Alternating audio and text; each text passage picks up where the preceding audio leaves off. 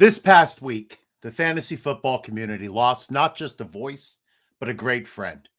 Anthony Servino passed away, leaving behind his beloved wife, Maggie, his son, and countless friends across this space. Anthony was more than a content creator.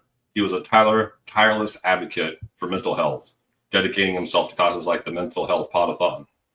His impact reached far beyond fantasy football. We've included a link to his GoFundMe that would support Anthony's family during this incredibly difficult time. If you're able to give, please consider doing so. Every bit helps, and every show of support would mean the world to his family.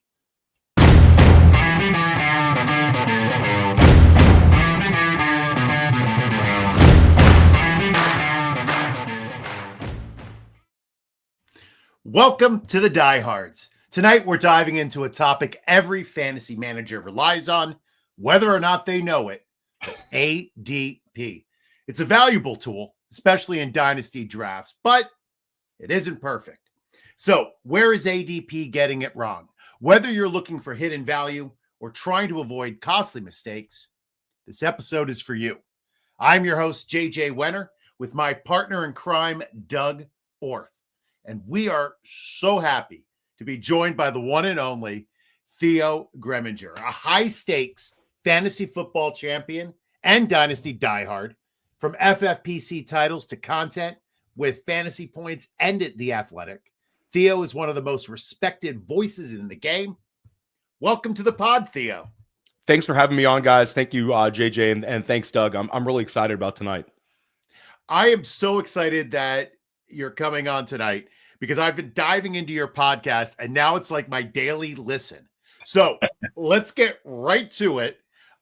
Who is your first QB? So in my dynasty rankings now, I think you could really go with any of the big three.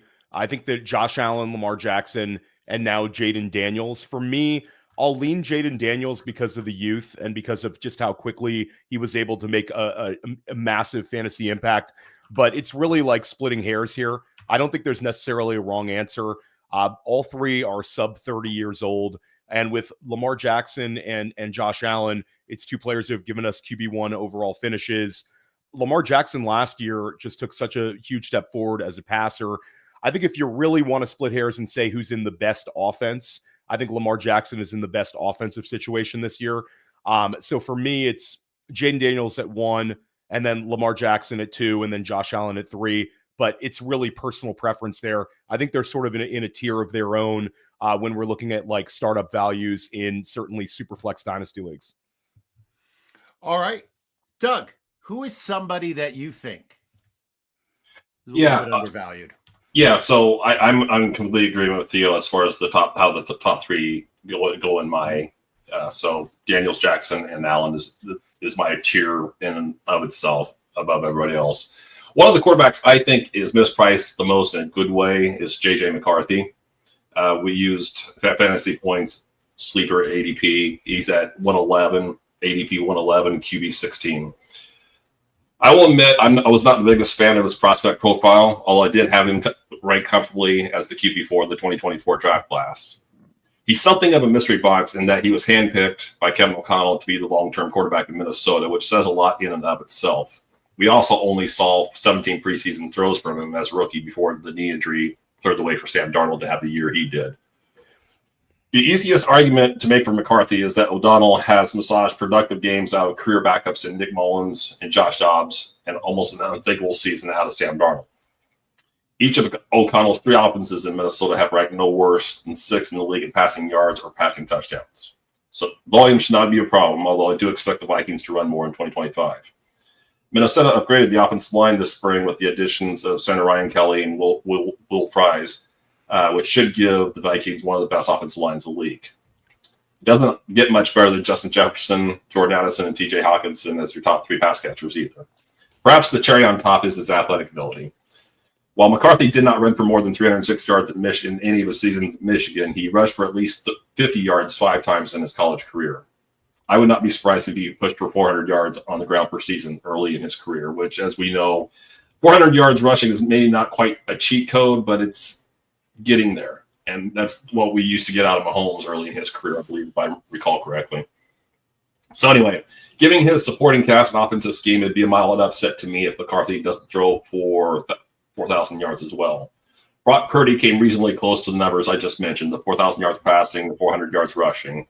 So Brock Purdy came close to that last year, playing only 15 games and throwing for only 20 touchdowns, and he finishes the QB 12. I think that's a more than reasonable expectation from McCarthy, especially considering O'Connell leans heavier on the passing game than Kyle Shanahan. I can also see fantasy managers talking about him next year in the same way they're talking about Bo Nix this year. Theo, do you have any thoughts about McCarthy potentially being a low-end fantasy QB1 in Dynasty as soon as this year? Yeah, I mean, JJ McCarthy's exceedingly young, and so he's got a really a leg up on a lot of these quarterbacks here in terms of the window he's going to give you. And you're absolutely right. Everybody's succeeded in this system in Minnesota. It's probably the best offensive ecosystem that we've ever seen for a first-year quarterback, like really ever. And I know we were sort of gushing over Caleb Williams' situation last year, but when you look at it, it's much further ahead for McCarthy, a bona fide true alpha wide receiver 1 overall. When we're talking about Justin Jefferson, Jordan Addison has the 12th most touchdown catches in NFL history, tied for it over his first 2 seasons as a pro. And this year you get TJ Hawkinson fully healthy. Last year sort of missed a lot of the season. I believe he's 14 months now removed from surgery. So Hawkinson's right there. And then you're absolutely right. The offensive line, the running game, the system, everything's there for Minnesota. McCarthy was also just an absolute winner in college. This is a guy who, if you think winning is contagious, he was 27-1 at Michigan. So I'm with you. I like your calls at quarterback. Purdy certainly being there. You would have expected Purdy's ADP to rise up, especially with the contract he was just given. But I think people still kind of hold it against him that he was a 7th round pick, sort of a guy that's looked at as not necessarily a talent, but the situation around him sort of rising him up. But he's been extremely efficient. Not a guy who's going to get you the most pass attempts, but in the bottom line, it's always there with the efficiency. And we also really believe in the Shanahan system. I'll throw Justin Fields out there because Justin Fields is extremely cheap. You're talking about, if we're looking at this ADP on Sleeper, that's quarterback 22. So I think the market's treating him as a guy who's sort of a 1-year bet. But when we're looking at quarterback 22, he's surrounded by a number of veterans who could fall off. And Fields has been one of the most efficient runners that we've ever seen at the quarterback position. And that's been really conducive towards fantasy success. Like, it's not about Fields being a great quarterback. It's about Fields being a great fantasy football quarterback. And I think he's in a really, really good spot this year. So, and New York has done a lot to improve that offensive line as well. Armand Membu was a guy that a lot of people looked at as maybe the most talented lineman in this class. He's got Garrett Wilson there. And I like Aaron Glenn. I like everything about this. And I know that Tanner Engstrand doesn't have any sort of a track record. It's all a projection type coordinator. But coming from that Ben Johnson tree, Aaron Glenn could have hired just about any guy that's been like sort of a retread type offensive coordinator who's been around the block. There's plenty of those guys out there with experience. Instead, he goes with this unknown commodity. So you have to think that he has a great deal of trust with his first NFL coaching job, entrusting it to Tanner Engstrand. And I think we'll see a lot of RPOs, and I think we'll see a lot of play action in a sort of a run-heavy approach that's going to make Justin Fields look good, and a lot of like highly targeted Garrett Wilson targets where everything's going to be sort of catered to hyper-targeting Wilson. I think that's going to bode well for Fields. So there's a lot to like there for Justin Fields if you want to go even cheaper than like the McCarthy Purdy. I love that. As a Jets podcast, we're not, because I'm a Jets fan, but I'm very sad about that most days, Theo. Yeah, I liked your tweet that you just did not too long ago about Garrett Wilson and that he might lead the league in targets. I'm very bullish on him. I think target share. I think target share. Yeah, like targets, and that'll be interesting. Maybe he could lead the league in target. There's been targets. There's been a couple of Jets beat reporters who've thrown that out there and said that he could have 200 targets this year, and that's a little probably very hyperbolic by them. But Wilson's been just such an elite target earner. We're all projecting this offense to take a step back, not quite be as pass happy, but we don't really know because the proof will be out there with Engstrand. We all kind of assume that based on the lack of moves they've made with the other wide receivers Certainly Mason Taylor, they drafted in the second round, not a guy that we think is going to come in and get like 90 targets or anything as a rookie. So, but what if they stay sort of pass happy and it is Garrett Wilson getting, let's say, CeeDee Lamb 2 seasons ago, 180 plus targets? Like, that's not a huge leap for a guy like Wilson. So his interesting from a redraft and best ball perspective, because his ADP is just the cheapest it's been. Last year, it was a guy you had to spend like a 1-2 turn in redraft. The year before, he steamed up. It was like the summer guy. Every summer you see one of these young wide receivers just climb up and up and up. And when you got to late August, Garrett Wilson was like the 10th overall pick.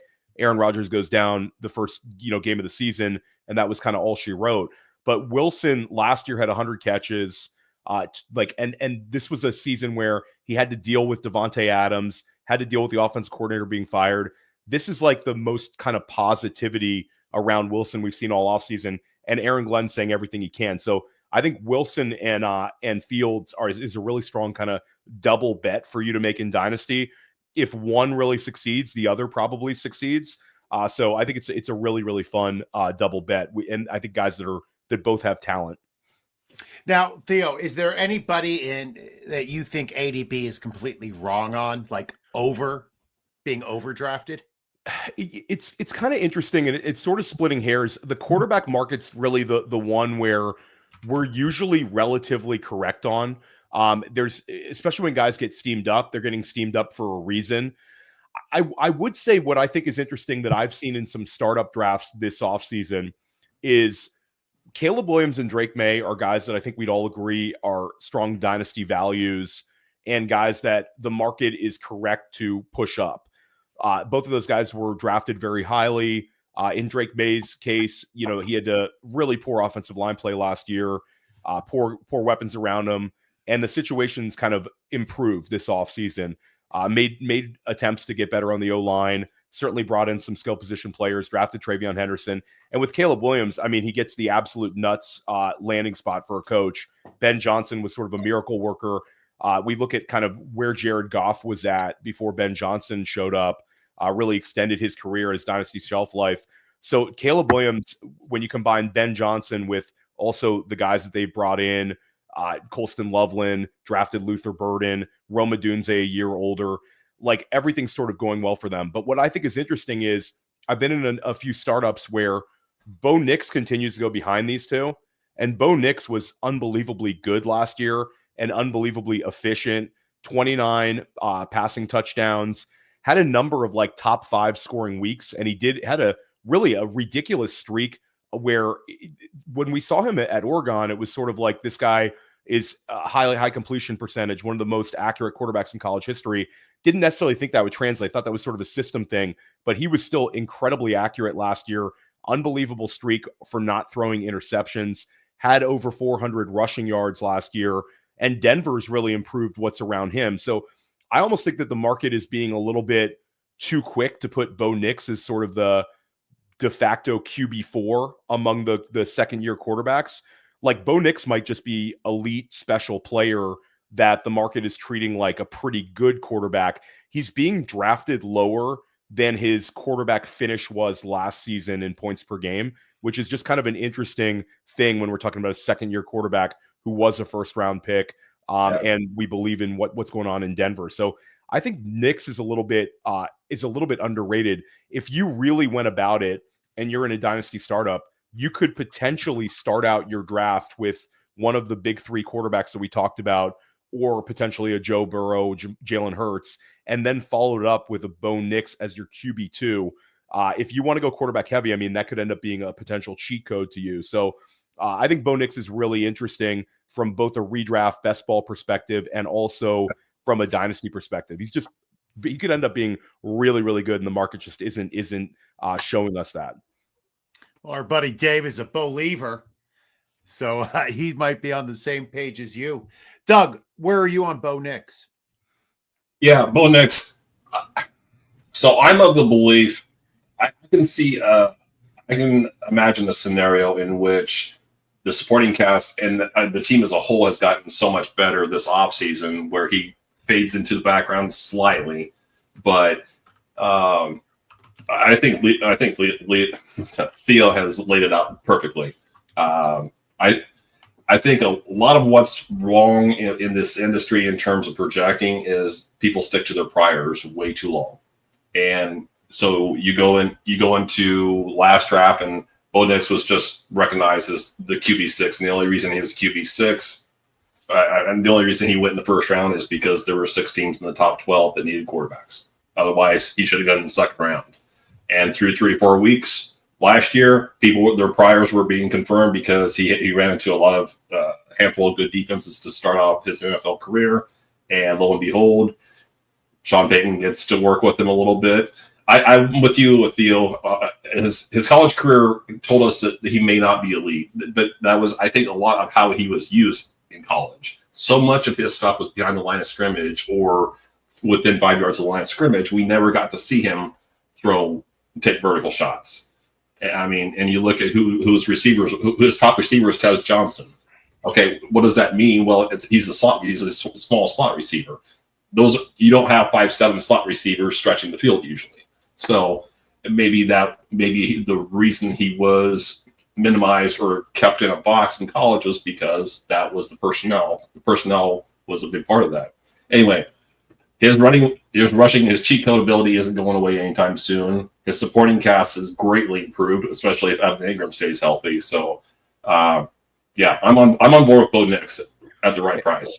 And I'll add one more interesting thing about Bo Nix is if we want to just sort of simplify fantasy football, Bo Nix was top 6 in rush attempts last year.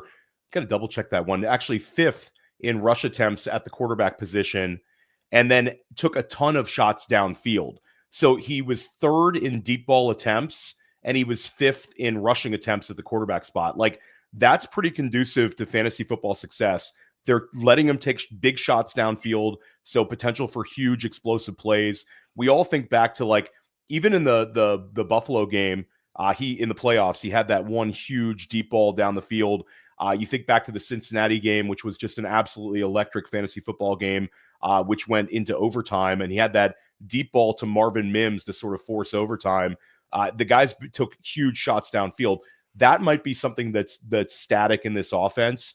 I think that they have the flexibility, like you said, to become a little more conservative. They do have one of the best defenses in football, and adding guys like Evan Ingram, certainly upgrading their run game, where did any team in football add a better sort of like 1-2 than what they did with RJ Harvey and J.K. Dobbins in terms of comparing it to what they had last year with like a cooked Javonte Williams and then Jaleel McLaughlin and Audric Estime sort of not firing. So like the ecosystem around him's gotten a lot better. But I still think that it all comes down to is super talented, super confident, super accurate, doesn't throw interceptions, will have rush attempts. So like at the end of the day, he could get passed by the Caleb Williamses and Drake Mays this year. Like you said, there's going to be pressure from guys like JJ McCarthy below him.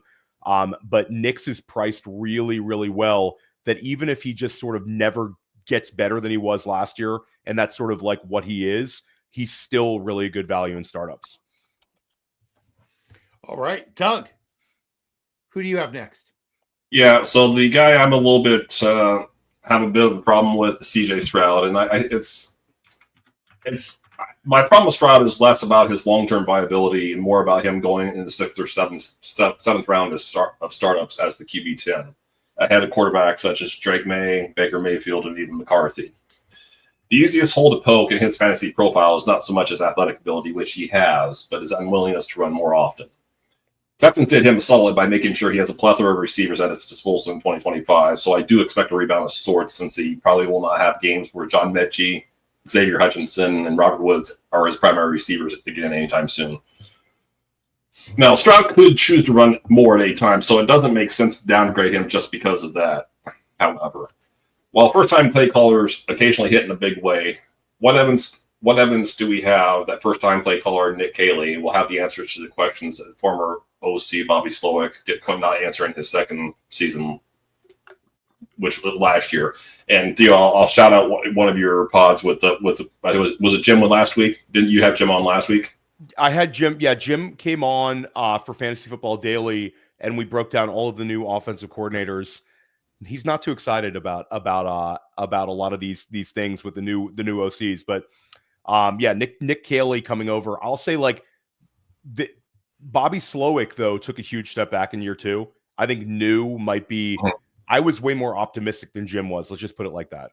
So the reason I wanted to shout out the pod was because you guys were touched on something I wanted to touch on here. Now, the Texans thankfully have a pair of fullbacks on the roster after management foolishly pulled the rug out from Slowick in that regard. I think that played a large role in Slowick's downfall last year. So in case you're wondering why I'm mentioning fullbacks here, Kyle Shanahan disciples tend to use their fullbacks on about a third of the plays. So removing the fullback from their offense, especially if you don't give the Slowick time to adjust to it, significantly limits the playbook, the plays available to the play caller, and can hurt the running game to boot unless the offensive line is good enough, which leads me to my final point. Houston's offensive line was abysmal last year. This year's unit has a chance to be even worse. You would be hard-pressed to say that any of the Texans' projected starters up front are among the top half of players at their position across the league. Their one potential saving grace, the second-round pick, Ariante Ursary, the lone saving grace is if he somehow has a great camp, wins the left tackle job, which I don't expect that to happen. He's still a little bit too raw. Even if we assume that Ursary has that great camp, is a day one starter at left tackle, Houston could conceivably need to replace 3 of its projected starters at some point this season. In other words, I'm going to say it could take 2 years before Stroud's protection gets fixed. That is longer than most dynasty managers want to wait on a player that looks to be like a locked-in QB1 after his rookie season. So, Theo, do you think I'm missing the boat on Stroud, or are you on board with my pessimism? No, I think that there's a little bit of pessimism here because he failed to deliver last year, and there's sort of a lot of a turnover this year in Houston. I kind of understand it. I think that Stroud is a talented player, but like you said, that there's certainly a lot of like competition around him when you're talking about his price tag, where QB 10, it seems about right because he did show us in his rookie season just how effective he could be. I think I'm sort of neutral on him at his cost, not necessarily fading, but not necessarily pounding the table for him. The problem with CJ Stroud is all those guys that are year 2 quarterbacks are all in really good situations and are potentially putting more pressure on him this season. So it's really is he a true QB1 that's going to affect your dynasty team and really drive it to success? Or is he more of sort of a low-end QB1 that is just kind of going to be what he is? Like with Nick Caley, I do think that a lot of what they did this offseason was to try to elevate Stroud because he didn't take that big step forward in year 2. And also we saw them, fail to deliver in the playoffs back-to-back years, like had a positive game and then get eliminated. So this offseason, you talked about all the pass catchers, drafting those 2 Iowa State receivers in rounds 2 and round 3, trading for Christian Kirk, acquiring Woody Marks on day 3, who had the most receptions of any back in this class. I think that's all sort of catered towards Stroud. And what's interesting is I had your take as well, Doug, that this offensive line, when they lost Laramie Tunsil, huge red flag. But internally, they seem to like their line. So for better or for worse, like like you said, they drafted Ariante Ursary from Minnesota, and that was the only lineman they drafted with the entire draft. I think that if there was panic in the building, they would have drafted multiple linemen and just thrown a bunch of bodies at the situation. They didn't do that. So for better or for worse, I think Houston has confidence, and it sounds like the Tunsil move was kind of addition by subtraction is the way they're looking at it, where potential attitude, potential locker room problem, and they're sort of going to take their chances there. So I was with you on that one, but I think it's just interesting to me that they're just sort of standing pat and didn't really draft a bunch of linemen there. So lot to unpack there. I think that Stroud priced about right, but again, I don't have nearly the same level of enthusiasm as we had last offseason at this time. Yeah. Jake, go ahead. No, I was just going to say, should we move on to running backs? Yeah, let's. Yep. Go ahead. Please do. Do you have a running back who you're targeting at ADP, Theo? Well, I think that there's certainly targeting these rookie running backs. I mean, Ashton Genty is fantastic, but he's going to cost you a premium pick. But I think it's interesting, like if you're in a dynasty startup situation right now, Omarion Hampton is a player that I'm really, really pushing up in my rankings, and I'm trying to get exposure to him. I think that it's actually a perfect opportunity for you because Najee Harris is there, and I think that's created just a healthy amount of fear and trepidation where the marketplace is like slightly cautious with what Hampton's going to deliver in year one because, again, Najee Harris is there. I think Hampton's going to be able to kind of overcome that situation. I think he's an elite talent. In almost every year, he would have been the RB1 in the class, and there would have been collective enthusiasm. But I think Ashton Genty just being so special has created Hampton it made him sort of a player that the marketplace is excited about, but not over the top on. So I've liked him. I think he's a great way to kind of reset your dynasty roster. If you're able to sort of trade a back that's more established, get yourself some Omarion Hampton. He could be a guy that sort of extends a shelf life for your dynasty team and makes it a little more viable over the next few years. Really showed the ability to handle volume, elite athlete, first round pedigree, and on a team that really wants to run the football. I've liked him a lot. I'm also bullish on TreVeyon Henderson, which I think is an interesting one because a lot of fears about the New England offensive line, a lot of fears about Henderson being able to maintain a massive workload. But I think with Henderson, he has a lot of outs where the receiving ability that he has and the explosiveness that he has, those might be amplified by the fact that New England doesn't have a whole lot of really exciting offensive skill position players.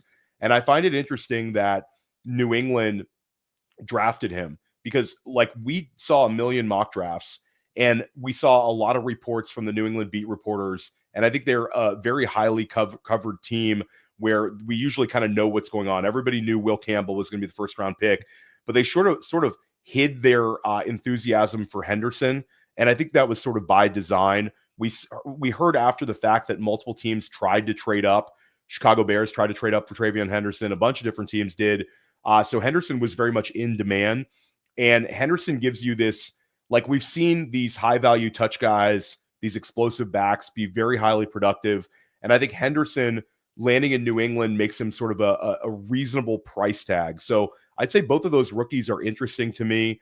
But I'm open-minded to different ways for building your dynasty roster at the running back position.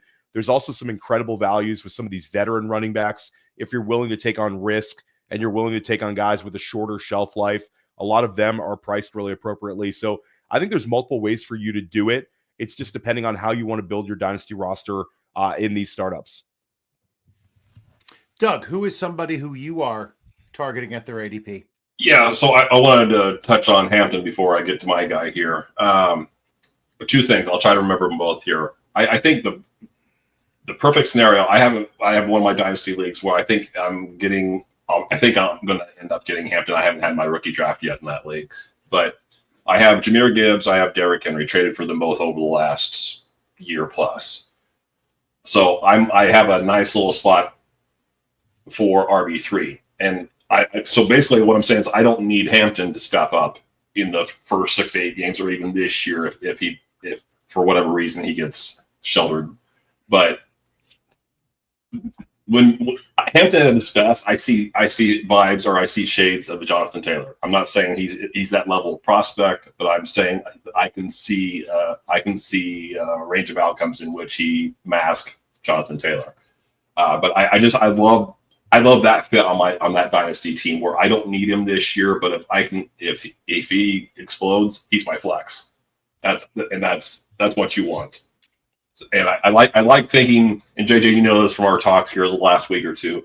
I like thinking a year ahead, and I know every dynasty manager will say that, but I like planning for the production in the following year.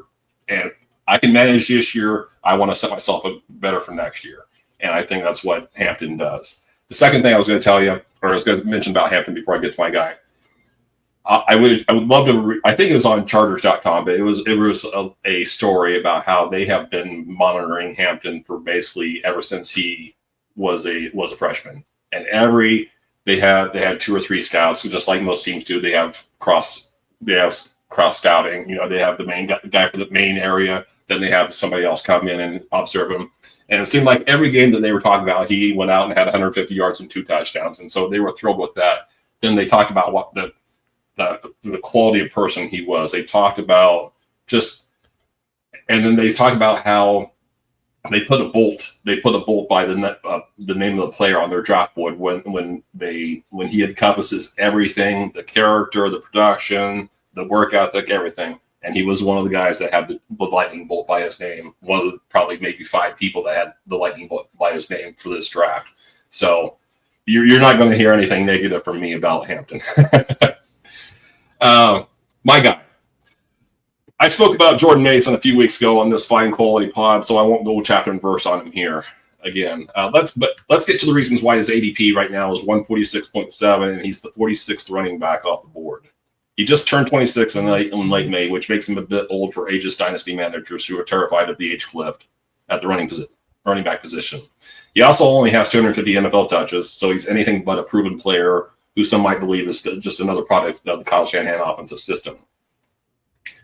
Well, allow me to address the potential knock on him being a product of the Shanahan offense first. Minnesota head coach, and bear with me here, Minnesota head coach Kevin O'Connell did most of his notable assistant NFL coaching work under Sean McVay, who spent for his first 5 years as an NFL assistant under Shanahan.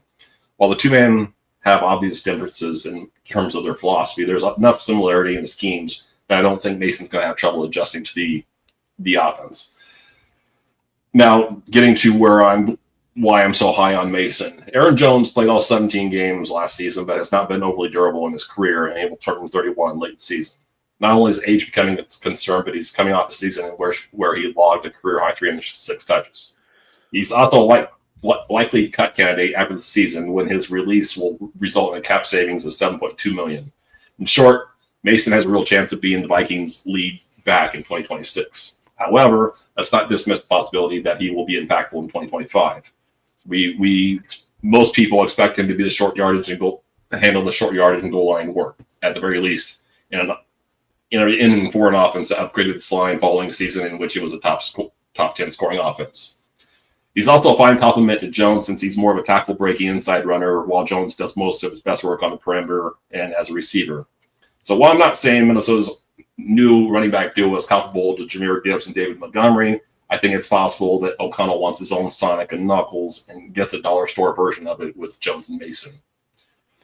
Now, Theo, you were talking about Jordan Mason this morning, I think, on your show with Alec Erickson. Well, yeah. So Andrew Erickson made this big statement that he was going to lead the NFL in touchdowns this year, in rushing touchdowns. And it's interesting because, it's a plus offense. It's an offense we think is going to score a lot.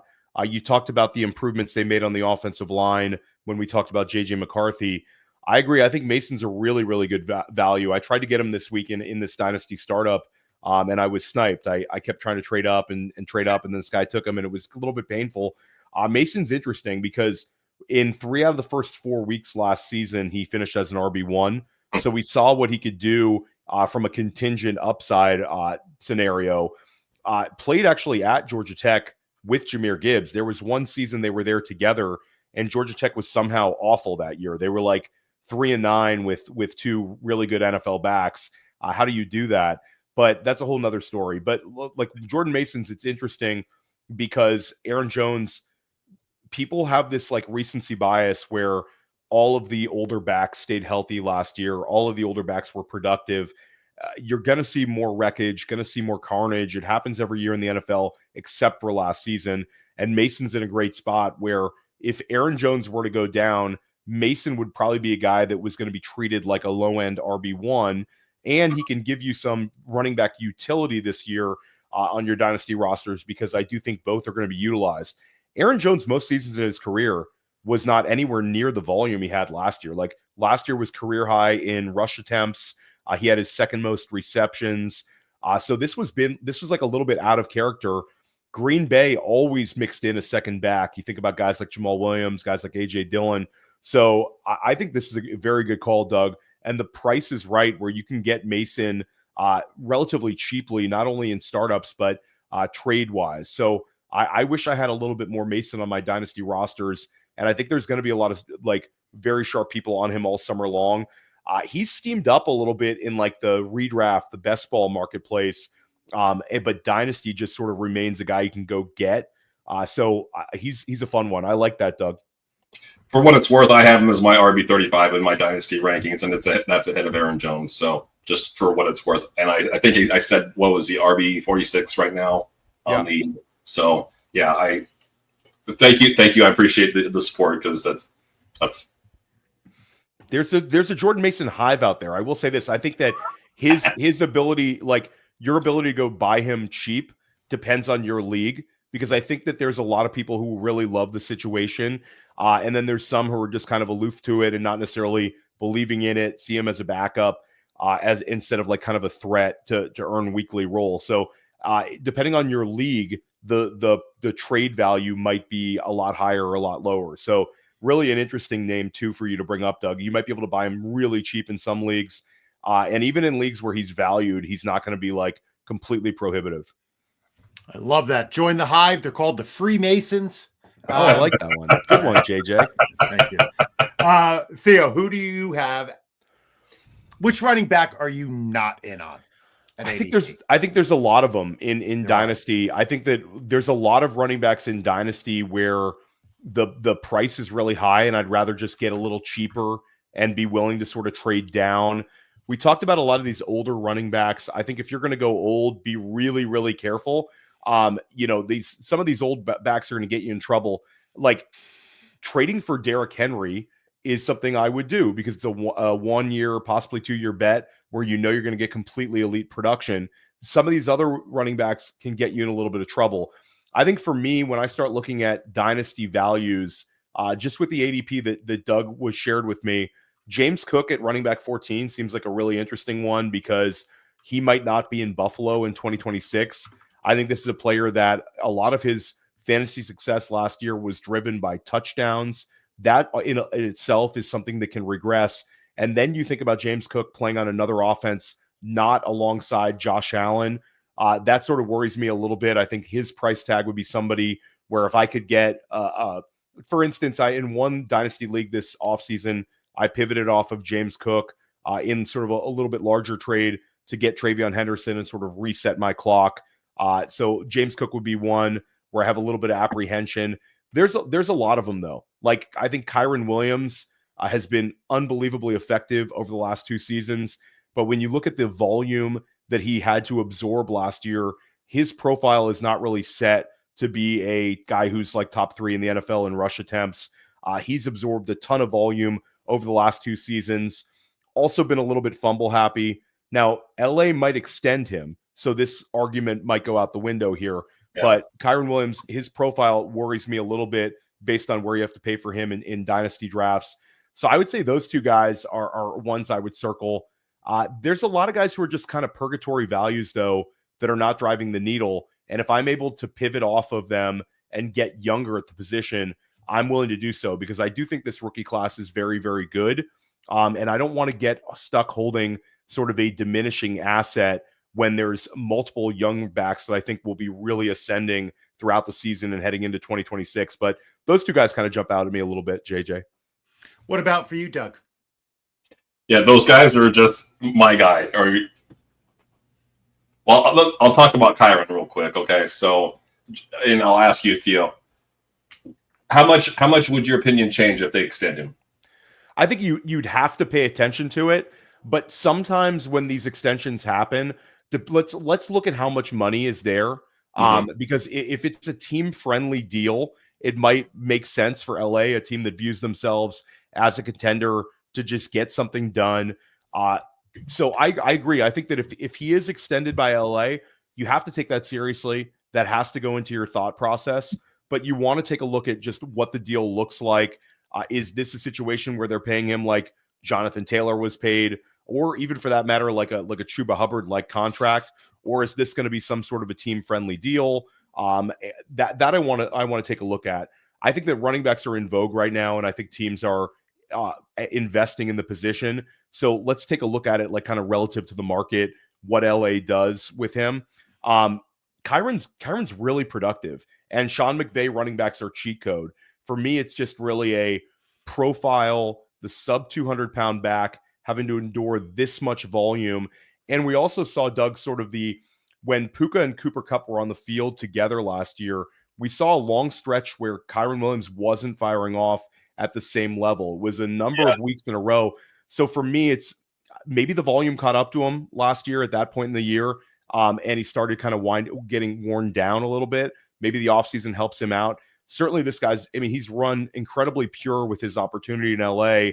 I just worry about that being a sustainable profile. As do I. I love your calls there. The guy I'm down on, JJ and Theo, look, Joe Mixon's price will undoubtedly drop after the Texans signed Nick Chubb on Monday, but I don't think Mixon should have been going in the first 5 rounds as the 22nd running back off the board in the first place. Some of the same things that made me question CJ Stroud earlier concern me here as well. Focusing primarily on this year, I cannot imagine a scenario in which Houston fields a top 20 offensive line. And this, I was going to counter.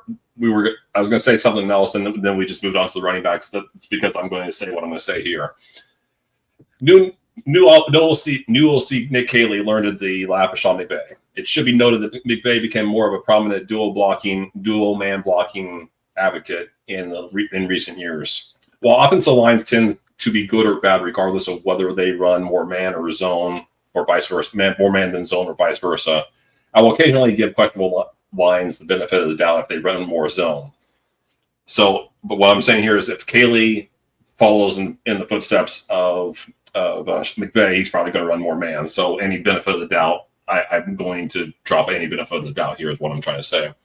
In the Texans case, though, I think they have several average linemen, but not one or two that a play caller knows he can run behind. So like in Detroit, they know they can run behind Penei Sewell. In San Francisco, they know they can run behind Trent Williams. It doesn't really matter. Not saying it doesn't matter. The other 4 guys don't matter, but I'm saying that they have that one staple that when we need 2 or 3 yards, we run behind Trent Williams. We run behind Penei Sewell.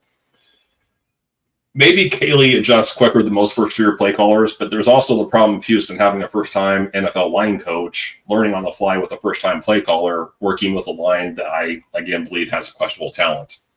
I was already on Mixon before the Chubb signing, in part because Woody Marks was likely going to steal a good chunk of Mixon's 36 catches and 52 targets from last year.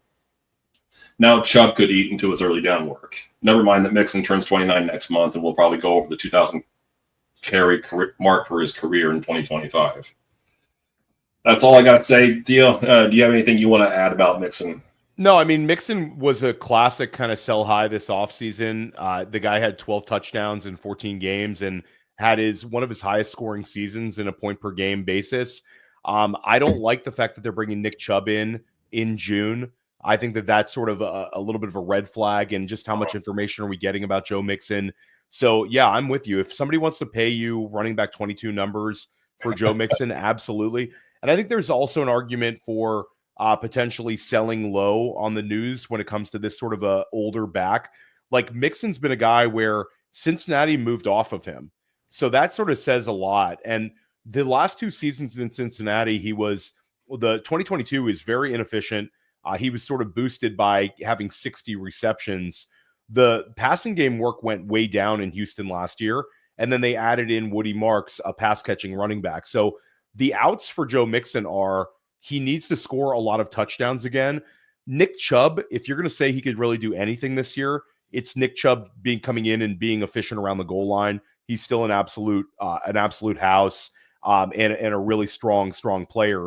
So at the end of the day, it's like, do they mix in 2 more backs? Does Mixon lose a ton of value this year? Like, I'm with you. He's an easy sell. It just comes down to what can you get for him. I discussed this with Joe Dolan today when we talked about we did like a big veterans dynasty show where we talked about a lot of these old guys. I think if you want to get out from Joe Mixon, you want to move him in a 2-for-1 trade with another asset you're looking to tier up from. So like if you're trying to tier up from like a wide receiver 20 to like a wide receiver 12, throw an appealing wide receiver and have Joe Mixon be like the throw-in player in the deal to make the deal appear to be a little bit more attractive.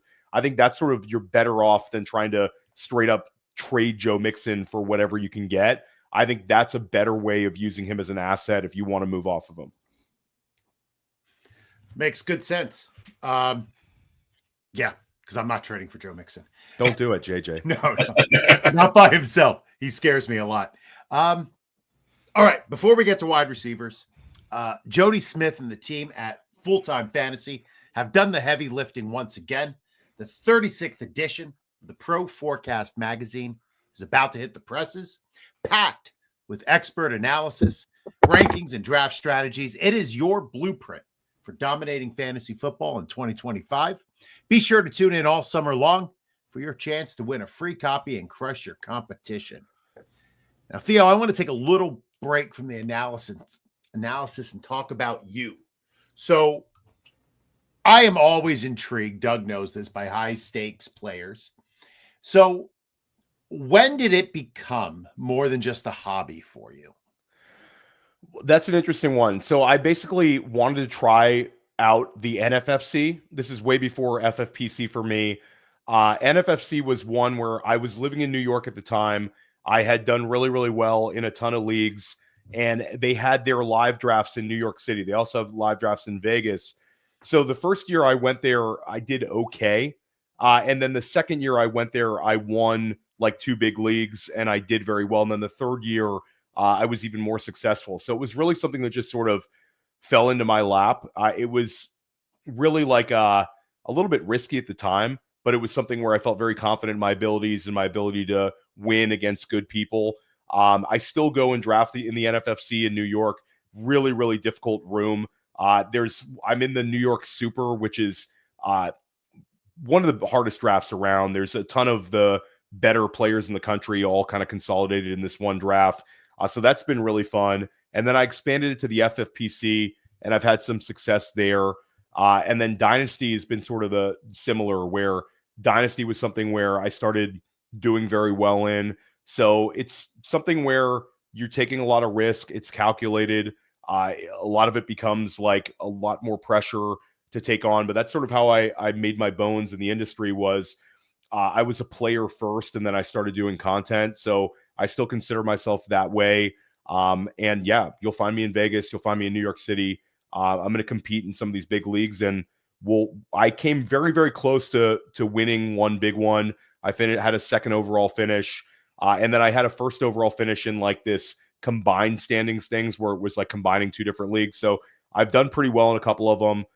Last year we took down an FFPC. We took down like a very high stakes one, Dan Williamson and I together.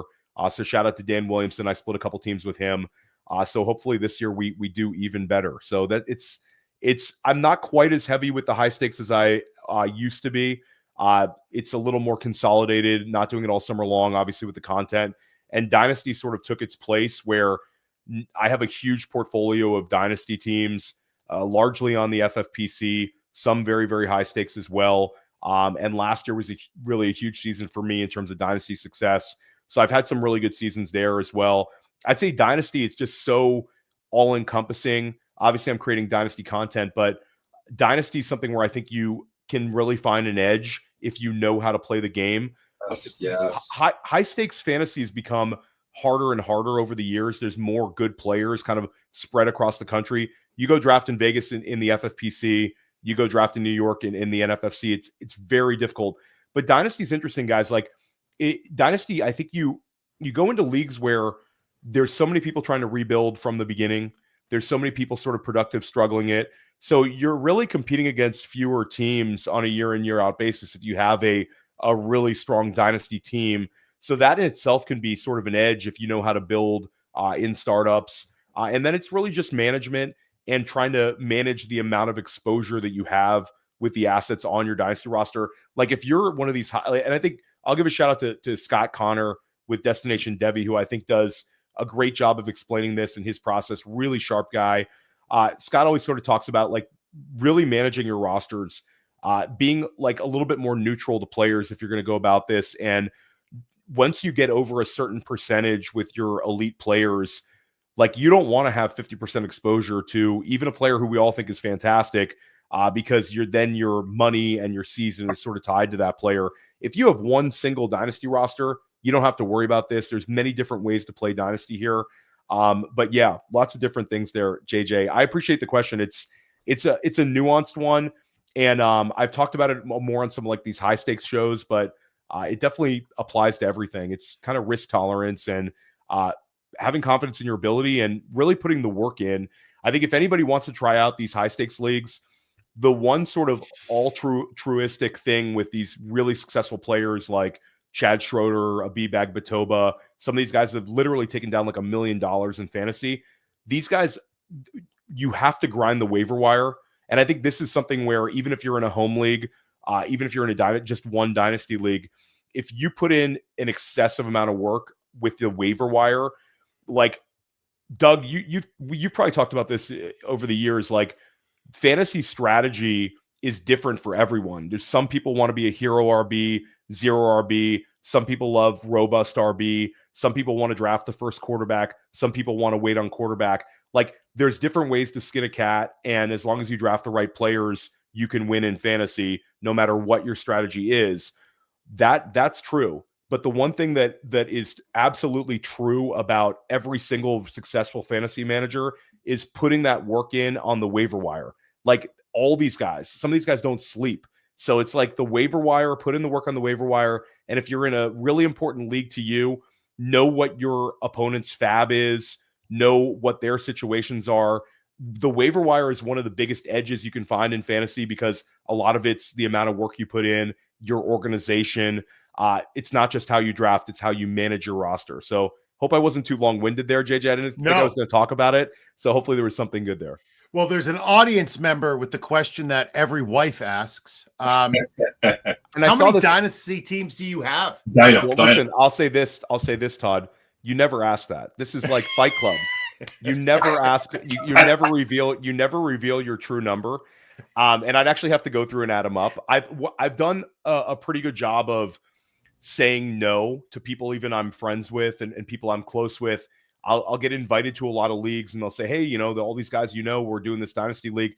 And I'll say no a lot unless it's on FFPC because I want to keep like 90% of my teams on one platform because doing waivers and having to hop through a bunch of different formats is just a nightmare. So I have like a couple of teams on Sleeper, a couple of teams on MFL just because I don't want to leave those leagues, but almost everything's on FFPC. And Todd, I would have to add it up, but you never ask somebody that question. It's like Fight Club. You never reveal your absolute true number in fantasy football. If anybody says, how many leagues are you in? Don't answer it. Or just say 7. Yeah. Todd, it's a good, reasonable number. Todd works for the IRS. All right. I have 2 questions for you. So JJ will get the next one, obviously. But Theo, you're rising in this industry, certainly in the content aspect of it anyway, has been meteoric. What or who do you credit the most for that rise? Or do you view your success as mostly preparation meeting opportunity? That's a great question. I'll say like a lot of people, there's been a lot of people that have helped me out. I think that like for me, I think I'm very approachable and I think that I'm genuine. And I think a lot of people who, if you're looking to get into content, it's putting a lot of work in. That's the most important thing. You have to be able to write articles. And I certainly do that a lot. You also have to be able to do video. You have to be able to do audio. I'll say a big shout out for me is Ryan Lopes. And Ryan Lopes was a guy who was like an old school player profiler guy. Nate Liss and certainly Matt Kelly are the 2 people that sort of are synonymous with player profilers rise. Big shout out to Matt Kelly. He obviously did a lot for me in my career. And Nate Liss certainly was a guy that did a whole lot for dynasty managers. I mean, any dynasty podcaster, Matt and Nate had such a good dynasty podcast with the Sonic Truth, which I was lucky to co-host a little bit later after Nate. So those guys were sort of synonymous with player profiler, but Ryan Lopes was probably like the 3rd guy. Ryan Lopes and I sort of had interactions with one another. He was the one that sort of encouraged me to do content. So I would say Ryan Lopes. I believe he lives in Connecticut, your neck of the woods, Doug. But Lopes is out of fantasy football, but he's like an old school guy. We still interact every now and then. But I'll say like he definitely gave me an opportunity. And then I will give a shout out to Dan Williamson and JD with the GOAT District, where the GOAT District's where I really sort of kind of made my name as a podcaster. And that was something where we had a really good thing going. I think at a time it was like the best high stakes podcast, one of the best dynasty podcasts. So a big shout out to Dan Williamson. and JD certainly with the GOAT district. But I'll say Ryan Lopes, because Ryan Lopes predated everything and just sort of gave me an opportunity. And I think when I was in charge of content at Player Profiler, I think I really took a lot of pride in giving people opportunities. And the thing about this industry is, if you get a foot in the door, it's on you to run with it. Like, you're either good or you're not. But at the end of the day, if you have interesting things to write or talk about, and you're genuine with your takes, people will like that. If you try to pretend to be somebody else, people see through you. Fantasy managers are smart, and fantasy managers are investing a ton in this, and they don't have any time to waste people that are not being genuine with them. So I think I've taken a lot of, been very genuine with my approach and my takes. Again, I have skin in the game. I'm a player first, and I think people like that. So yeah, I'll give a shout out to Ryan Lopes. Ryan Lopes definitely helped me get my foot in the door. And yeah, big shout out to him. I hope he's doing well. Well, Todd Hunter is in a few leagues with you, and he is threatening to kick your butt this year. I'm sure. And I'll give a big shout out. This is the thing. The FFPC Dynasty streets, it's so competitive, and people sometimes get annoyed at me, and they'll say, you're always talking about FFPC Dynasty. Yeah, FFPC Dynasty. Shout out to Todd. Every league you're in, there's going to be really, really good managers out there. And there's a ton of guys who are in a ton of leagues. I see these people on Twitter posting these trades where it's like, hey, I ripped this guy off and look at what I was able to get. And they're sort of flexing it. I think the one way to make Dynasty very, very enjoyable, anybody paying attention to this, you have to be in leagues with good players. It makes it much more enjoyable if the game is difficult. No one wants to, if you're seeing guys continually ripped off in your Dynasty league to the point where you're angry about this trade, then it's time for you to upgrade your competition and get out of that league. This is a game that should be challenging. And yeah, FFPC, every league I'm in, there's sharp people, and you shouldn't want to try to be a rip-off artist. That's not the way to play Dynasty. So yeah, big shout out to Todd and all the really, really strong FFPC Dynasty managers out there. Shout out to everybody who plays Dynasty competitively, but specifically to the FFPC player, because that's where I'm at. And my team name is always Gremminger. I'm not hard to find. You want to come beat me? I'm in leagues with a bunch of these guys. So I'm sure throwing down the gauntlet. I love that. Question to Todd: What is your team name, Todd? I'm going to look for you. I'll let you know when he responds. Yeah, when Todd responds, I'd like to know the team name just so we can interact a little more. I love that New York in you. The come at me, bro. No, it's a genuine amount of respect for these Dynasty managers that I'm competing with. The FFPC structure is also it's a more shallow Dynasty form. Okay, so I know Todd. Todd's in. We're in a bunch of leagues together. So yeah, you definitely got some good rosters, Todd, for sure. But the FFPC format, I think, is very challenging because you have sort of a keeper format with it where there's cut downs multiple times a year. So you're really having to manage your roster, having to be more creative with your roster. Some of these super deep Dynasty formats are also extremely challenging. Having a roster of 35 guys is super challenging. FFPC is sort of a different ball game.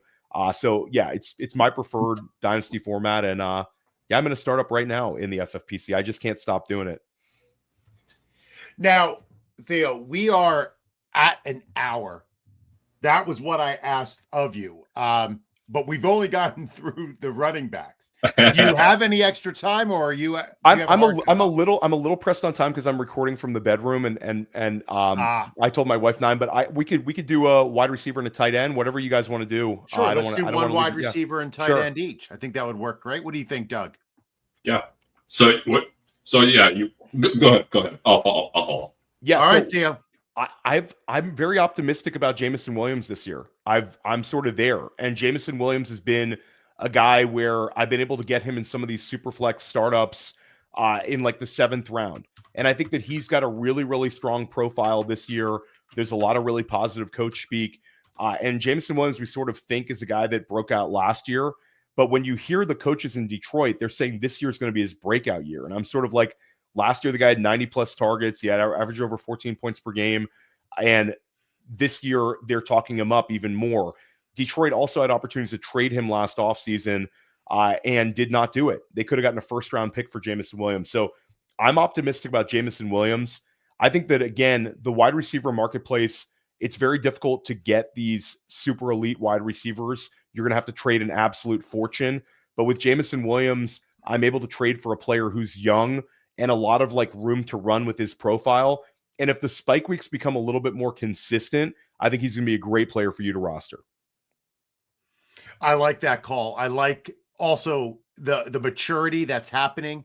A lot of that nonsense in his early years seems to be put behind him as he's growing in the Detroit coach's estimation. Doug. And yeah, I'll just add, I think Jameson Williams is in the final year of his contract. I think it's pretty safe to say if he leaves Detroit, he's going to find a similar role or a better role somewhere else. So I think from that standpoint, it's a safe investment as well. Yeah, I mean, I think the market for him would be huge. I think Jameson Williams would be a guy that teams would be fighting over. And NFL teams love these high draft capital guys. Jameson Williams certainly was that. So, like, Williams there's a lot to love here. You also have sort of the little X factor here where Amon-Ra St. Brown had a knee cleanup this past offseason. So there doesn't really seem to be any sort of fear with the situation with the sun god.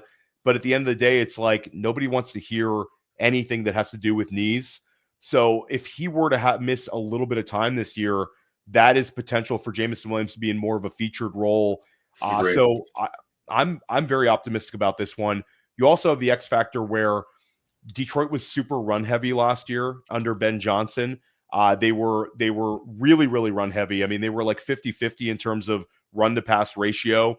Maybe they become a bit more pass happy with John Morton. There's going to be little tweaks, even if we think that this is a guy that Dan Campbell is hiring because he thinks that he's going to be a very similar situation. There's always little wrinkles and tweaks like we saw last year with Liam Cohen in Tampa Bay. Just because there's a good thing going doesn't mean you copy it. So for me, I think that there's a lot of potentially good outcomes, and Jameson Williams is relatively inexpensive. Yeah. Oh, all day I'd send good a investment. I'd send a lot more than that. Yeah, if you can get that. Kudos to you if you can get that. Yeah, a lot more than that. JJ, you want me to do good ADP or bad ADP? Dealer's choice, my friend. All right, let's keep it moving. So I'll go. My good ADP was going to be Calvin Ridley, but we can. And I think, Theo, based on a tweet that you had last week, I think we were in complete agreement about Ridley. Yeah, if you go by Keep Trade Cut, it's crazy how cheap Ridley is on Keep Trade Cut. And I know not all leagues go by Keep Trade Cut, but Calvin Ridley is going behind guys like Jalen McMillan, going behind guys like Rashad Bateman on Keep Trade Cut. He's virtually free. And all of those older wide receivers, he's the cheapest one, and he has the least amount of target competition. There's no one there in Tennessee. His two top wide receiver target competition guys might be rookies, and then Van Jefferson. Tyler Lockett might not make the roster. There's some beat reporters saying he's a cut candidate. So, Calvin Ridley could end up being this year's Cortland Sutton, this year's Terry McLaurin. Rookie quarterback comes in, vastly improves the situation, and hyper targets him. He could end up beating his redraft ADP in terms of positionally by like 12 to 15 spots. I completely agree. And I'll just say one other thing before I move to the guy I think is too high. But if we look at Ridley's career, he's basically played 5.5 seasons, which, for the typical 30-year-old, the guy I'm going to talk about is my guy that's going too high in startups is Tyreek Hill. He's going on his 10th NFL season. Ridley's played 5.5, and they're about the same age, just as an example. And so, since I like to tease everybody here with it, so my guy that's going too high in startups is Tyreek Hill. I'm not going to pretend like I know exactly what contributed to his significant drop off last year. Although I doubt his physical talent fell off so dramatically 1 year after leading the league in receiving yards. I'm sure his wrist injury played a role. He recently noted on social media he didn't take his conditioning serious enough last year. His life at home was probably a distraction as well, considering his wife filed for divorce a couple of months ago. Dolphins' offensive line was awful, which turned a once explosive passing attack into the Devon Achane and Jonnu Smith show. It might be sounding like I'm making a case for Hill. Maybe I am. I think there's a distinct possibility he has one more good year left in him. But we're talking dynasty here. I believe some of the things I've already discussed led to his demise last season, but that's not really the point. Unlike Ridley, as I said, he's entering his 10th NFL season, has played almost 60 more games than Ridley. He is also much more volatile from an emotional standpoint. No one should be surprised if he finally says or does something to force the Dolphins to cut or trade him. Dolphins will also save $36.3 million against the cap if they cut him next offseason, which makes it extremely likely that he's playing his final season in Miami. Then what? Is he going to go to be the alpha receiver for another team at 32 years old? I kind of doubt it. All this is to say that while I think he plays well this year, that may be all that's left in him being a usable fantasy asset. None of what I said is what fantasy managers want for a player going at the end of the 5th round of startups as a 27th receiver off the board. So, Theo, would you agree we've reached a point of no return of sorts with Tyreek? Yeah, I agree. I think that if people are treating him like a premium asset, he's obviously a sell. But if you still have him on your roster at this point, depending on your team situation, you might want to just dig your heels in and ride it into the sunset. Because like you said, he could have a season where it's a turnaround. We saw the points per game last year drop like over 10, which is crazy. We saw the target share drop by 10%. But right now, the way he's being priced, you could kind of see where he could end up with 15, 16 points per game this year. He's not a guy that I like in redraft, not a guy I like in best ball, but I think from a dynasty perspective, it's sort of a one-year bet where a guy might actually score some points. So again, it's depends on your league. If your league guys are trying to trade you something of value, then you can consider it. But if it's something where you're just selling him just to get him off your roster, you might as well just pocket it because you're not going to get a whole lot. It's sort of like what we talked about with Mixon, where you're really selling low at this point. But with Hill, we don't have nearly as many fears, I think, as we do Mixon, him sort of losing a ton of value. If anything, he's going to be better than he was last year. So I'm definitely fading him. I have him 45th in my redraft rankings, which is lower than he's going on Underdog, FFPC, and FFC. But in Dynasty, I've sort of begrudgingly saying I'm willing to take him on a roster. All right. Who's your tight end, Theo? There's a number of guys. I still think in Dynasty startups, George Kittle is a guy that's been relatively cheap compared to where some of the other elite tight ends are going because of his age. But San Francisco rewarded him with a contract. Kittle's fantastic. It would be a guy that we would be surprised if he wasn't a top 5 scorer this year at the tight end position. And we wouldn't be surprised if he ends up being the tight end 1 overall. So despite his age, I think Kittle is one that's been one I've liked to target. I'd like to have a lot more exposure to him on my dynasty rosters.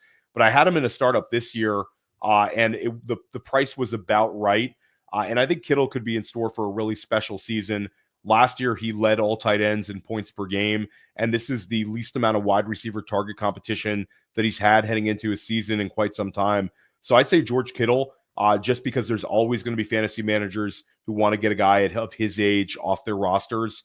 That creates a sort of a window, despite the fact that he's being steamed up right now in terms of best ball and in redraft. Doug, what about you? Who's your tight end? Yeah, I'll make this short here. Kittle's my tight end 3 in my dynasty ranks, right above the rookie, both of the first round rookies. And so, I mean, if we're competing in 2 and 3 year windows in dynasty, I think Kittle's probably. I think we can be having this talk in 2 years from now, and we're still considering Kittle a top 8 tight end. So, and he'll be 33 at that point. So, I'll make it short again because we're running low on time. My pro guy here, or my good ADP guy, was going to be Isaiah Likely, and I don't think we need to go chapter and verse on here. I do have a lot written out for him, but I don't think we need to really go into it very much. His contract and Mark Andrews' contract expire at the end of the year. Baltimore is going to probably make a decision on which one to keep. I think we know which way they're probably leaning. If he can stay in that offense, we're looking at a tight end who This year, he might be a guy that you get a tight end to, drafted tight end to, who gives you occasional tight end one numbers. And if Mark Andrews is gone after this year, we're looking at maybe 3 or 4 years of tight end one production in that offense. I don't know why, assuming Mark Andrews moves on. So it's hard for me not to make a case for Isaiah Likely. As far as who I'm going against here, big surprise, and I'd be shocked if Theo disagrees. Kyle Pitts has become the villain no fantasy manager wanted or thought they needed. I can give you a handful of reasons as to why he has not come anywhere close to repeating his amazing rookie season. But the fact of the matter is that it's not great news when his second-year offensive coordinator talks about still needing to work on the fundamentals and techniques of tight end entering his 5th season. There has been discussion about his effort, something JJ and I have talked about on this show last season. There is an ever-improving supporting cast. At best, he probably slots at no higher than 3rd on the team target totem pole most weeks when Zach Robinson's devising his game plan. There are still issues about his ability to block. I'm keeping him in the one league I still have him in, but I feel I can remain patient with him in that league since I have other options at his position on an otherwise loaded team.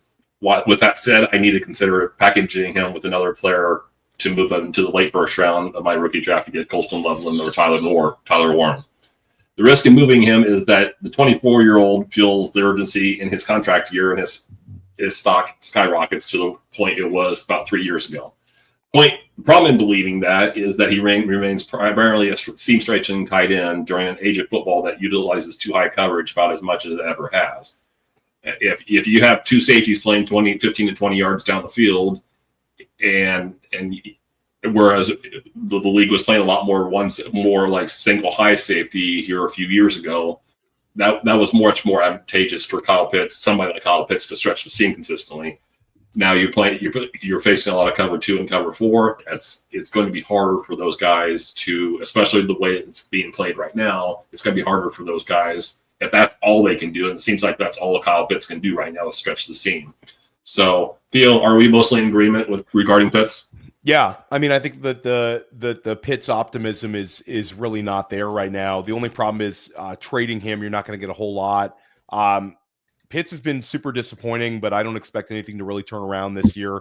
I think it's going to be a hyper-targeted Drake London, a ton of Bijan Robinson, and I think it's going to be another year where Darnell Mooney is the number 2 target earner in that offense.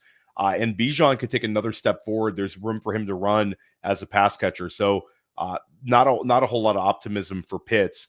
The one out would be his game really meshes well with Michael Penix. Yeah. And we finally see it, but it's a really kind of a low percentage bet to make. All right, Theo, it is time to say goodbye.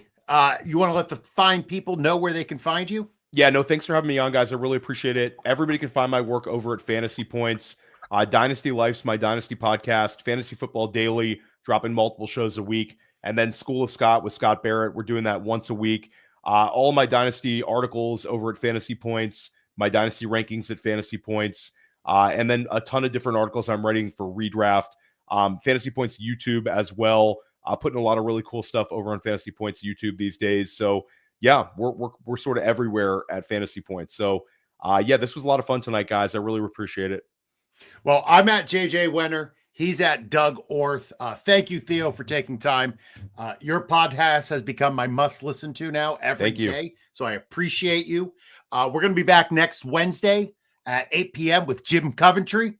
And before we end, a little shout out to Brian Wilson, who passed away today. Tonight, throw on Pet Sounds. Enjoy the genius. Till then, remember, be safe, be well, and as always, boat drinks, my friends. Boat drinks.